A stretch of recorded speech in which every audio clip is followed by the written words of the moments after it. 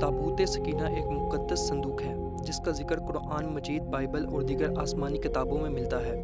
یہ بنی اسرائیل کے لیے ایک بہت بڑی نشانی اور برکت کا ذریعہ تھا۔ تابوت کا مطلب صندوق جبکہ سکینہ کا مطلب سکون یا اطمینان ہے۔ اس طرح تابوت سکینہ کے معنی سکون یا اطمینان کا صندوق ہے۔ آپ کو اس صندوق کے تاریخی پس منظر کے بارے میں بتاتے ہیں۔ اسلامی روایت کے مطابق یہ صندوق حضرت آدم علیہ السلام پر نازل ہوا تھا اور پھر ان کی وفات کے بعد نسل در نسل منتقل ہوتا رہا۔ بالآخر یہ حضرت موسیٰ علیہ السلام کے پاس پہنچا۔ تابوت سکینہ میں کئی انبیاء اکرام کے تبرکات موجود تھے، جن میں حضرت موسیٰ علیہ السلام کا وہ عصا بھی شامل تھا جس سے انہوں نے دریا میں راستہ بنایا اور پتھر سے پانی کے چشمے نکالے۔ حضرت ہارون علیہ السلام کے واقعات اور وہ تختیاں بھی اس صندوق میں تھی جن پر تورات لکھی گئی تھی، اور روایت کے مطابق قرآن مجید کی سورہ بقرہ کی آیت نمبر 248 میں اس کا ذکر موجود ہے۔